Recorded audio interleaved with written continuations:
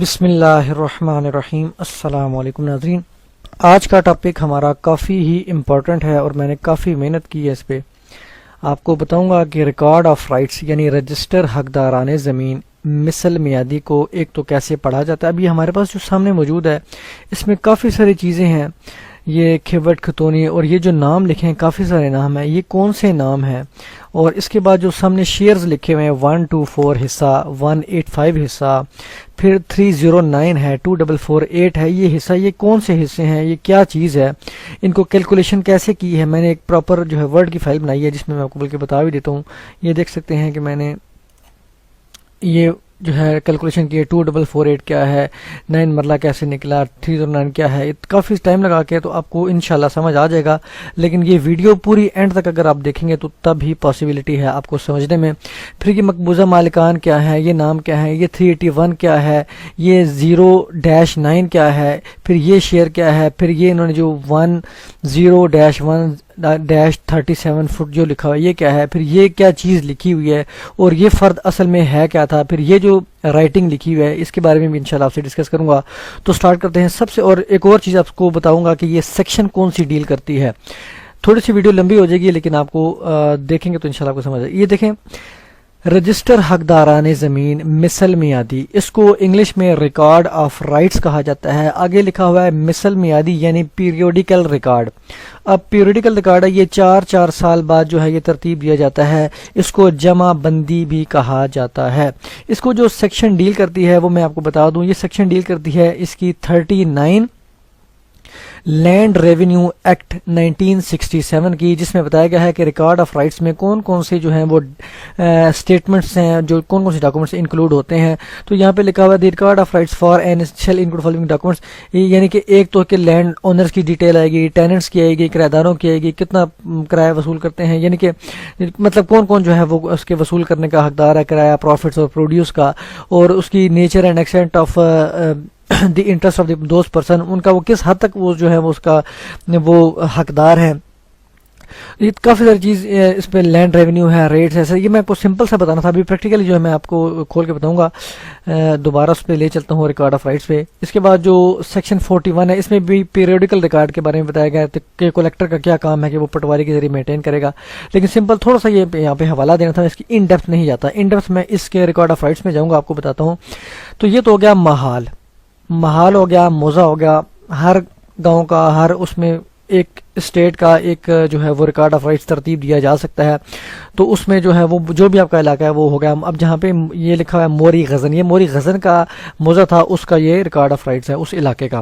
تحصیل اور ضلع راولپنڈی ہے، 2009-10 کی جمع بندی ہے۔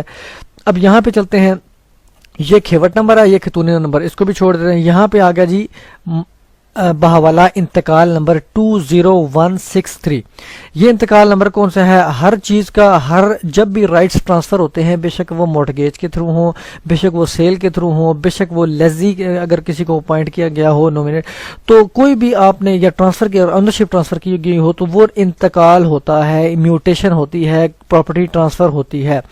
تو انتقال نمبر، اب یہ والا کون سا انتقال نمبر ہے؟ یہ انتقال نمبر ہے، بلکہ اس کے نیچے لکھ دیتے ہیں، پڑھ لیتا ہوں۔ یہ لکھا ہوا ہے وراثت موروثی، کیا لکھا ہوا ہے؟ اب تھوڑا سا مدم ہے لیکن وراثت موروثی یعنی کہ وراثتی انتقال ہے، کوئی بندہ فوت ہوا تھا، یہ بلکہ ہمارا اپنا ہی کیس تھا، میں اس کو اچھے طریقے سے کوشش کروں گا آپ کو سمجھا بھی لوں۔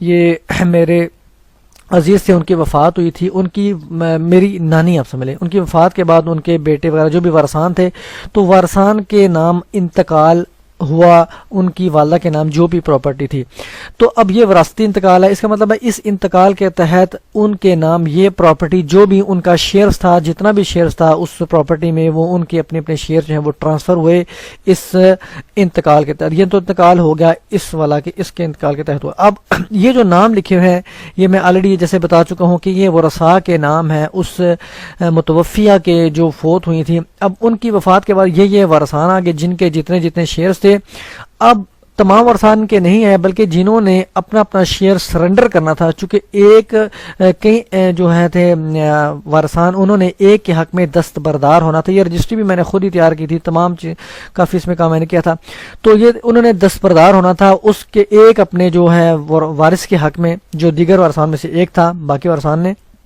دستبردار ہونا تھا. تو اب انہوں نے دستبردار ہونے کے لیے یہ ایک جو ہے یہ ریکارڈ آف رائٹس نکلوایا کہ ان کا کتنا شیئر بنتا ہے. تو میں بتاتا ہوں, یہاں پہ افطال عالم لکھا ہے, یہ پسر ہے, یہ بیٹا تھا اس متوفیہ کا, ان کا 1/4 حصہ تھا. یہ میں آپ کو تفصیل سے بتاؤں گا کہ 1/4 کیسے نکلا, کیا ہوا, اور باقی یہ جزیب النسانگت یہ تمام چیزیں ان کا حصہ برابر تھا, اور ان کا کتنا شیئر بنتا ہے 185 حصہ. اور آگے کیا ہے لکھا ہوا ہے, دختران یعنی بیٹیاں ہیں کس کی, مسمات اور رقیہ بیگم. رقیہ بیگم کی پراپرٹی تھی, یہ ان کی بیٹیاں تھے, یہ بیٹا تھا اور یہ بیٹیاں تھیں. اس کے بعد یہ ان کا ایڈریس آ گیا, اور من جملہ 309/2448 یہ کیا ہے یہ بھی بتاؤں گا. اب پہلے چل جاتے ہیں, اس کے بعد اور تھوڑا سا آگے بتا دیتا ہوں. یہ اس کو بھی چھوڑ دیں, نوعیت حقوق ہوتا ہے, اس میں کافی ساری ڈیٹیل ہوتی ہے کہ ان کے کیا رائٹس ہیں, اونر ہیں, مالک. یہاں پہ کچھ بھی نہیں لکھا ہے, اس کو چھوڑ دیتے ہیں. جو چیز فلڈ اپ ہوئی ہے اس کو دیکھتے ہیں. نام کاشتکار, ماں احوال. اب وہ پوچھے کہ کاشتکار کون ہے, چونکہ کوئی یہ اس میں کاشتکار والا سسٹم نہیں تھا, یہ مقبوضہ مالکان خود تھا, یہ خود ہی پوزیس کرتے ہیں جو بھی ان کے جن کا نام ٹرانسفر ہوئی ہے اس انتقال کے تحت. ابھی اس ٹائم یہ خسرہ نمبر آ گیا. خسرہ نمبر بھی مختلف ہوتے ہیں ہر پراپرٹی کا, ہر جو مخصوص پورشن ہوتا ہے لینڈ کا. تو یہ ہوگا 381 خسرہ آ گیا. اب یہ 09 کیا ہے, تو یہ 9 مرلے ہے. جب بھی 2 ڈیجٹس میں لکھا ہو 09 ہو تو اس کا مطلب پہلا یہ کنال میں آتا ہے, سیکنڈ والا مرلہ میں آتا ہے. 3 ڈیجٹس میں ہو تو آپ یہ سمجھ لیں کہ جو تیسرا حصہ ہے وہ سرسائی میں بھی ہو سکتا ہے اور اسکوائر فٹ میں بھی ہو سکتا ہے, جیسے یہاں پہ 3 ڈیجٹس میں لکھا ہوا ہے 01 اور 37. تو میں آپ کو آگے چل کے بتاؤں گا.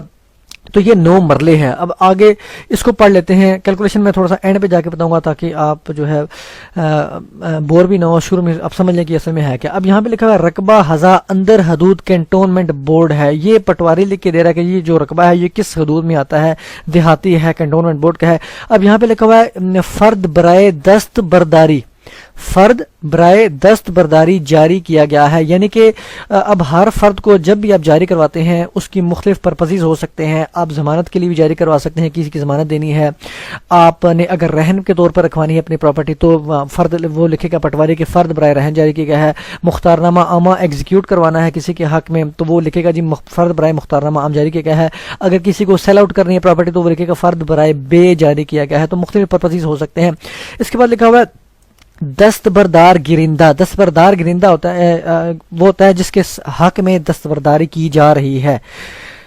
تو شہزاد عالم پہلے ہی, اب یہاں پہ مجھے بھی سمجھ نہیں آ رہا, کافی پرانا فرد ہے تو مجھے نہیں پتا کہ یہاں پہ لکھا ہوا ہے کہ قابض متصور ہے, یعنی کیونکہ ان کے پاس آلریڈی پوزیشن تھا تو شاید انہوں نے اس وجہ سے یہ لکھا ہوا ہے کہ کا مالک متصور ہے, کچھ ایسے کو لکھا ہوا ہے, لیکن سمجھ نہیں آ رہا پراپر ورڈ کیا ہے.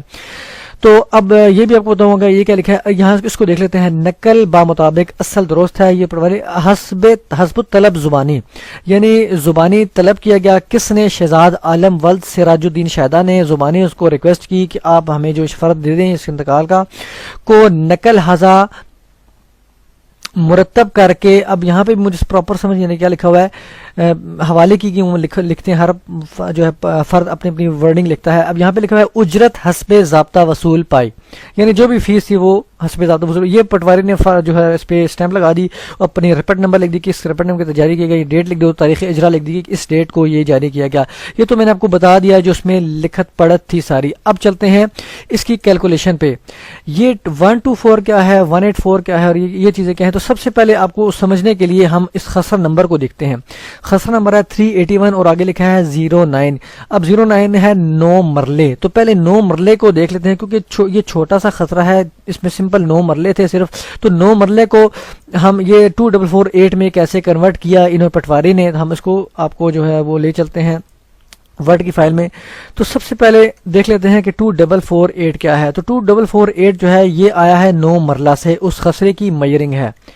یہ جو خسرہ ہے 381 اس کی میئرنگ ہے 9 مرلے, یعنی کہ اس کی 9 مرلے میئرنگ ہے, اور جو کہ 9 مرلے برابر ہوتا ہے 2448 اسکوائر فٹ کے. کیسے برابر ہوتا ہے یہ آپ کو بتاتا ہوں. پہلے تو یہ سمجھ لیں کہ ایک مرلہ میں کتنے اسکوائر فٹ ہوتے ہیں. تو ایک مرلہ میں 272 اسکوائر فٹ ہوتے ہیں, 272.25 اسکوائر فٹ ہوتے ہیں. لیکن اگر ہمارے کیس میں جیسے پٹواری نے کیلکولیشن کی تو اس نے 272 کے حساب سے کیلکولیٹ کیا. تو 272 اسکوائر فٹ ایک مرلہ میں ہوئے تو 9 مرلے میں کتنے اسکوائر فٹ ہوئے, ہم نے سمپل اس کو ملٹیپلائی کر دینا ہے. 9 مرلے کو 272 اسکوائر فٹ سے ملٹیپلائی کریں گے تو 2448 آ جاتا ہے. اس کو آپ کے سامنے میں کیلکولیٹ بھی کر کے دیتا ہوں. پہلے میں نے کیلکولیشن کر دی تاکہ ٹائم بچ جائے. 9 ملٹیپلائڈ بائی 272, یہ 2448 یہ آ گیا. اب یہاں تک تو آپ کو بات سمجھ آ گئی ہوگی یقیناً کہ یہ 2448 کیا چیز ہے.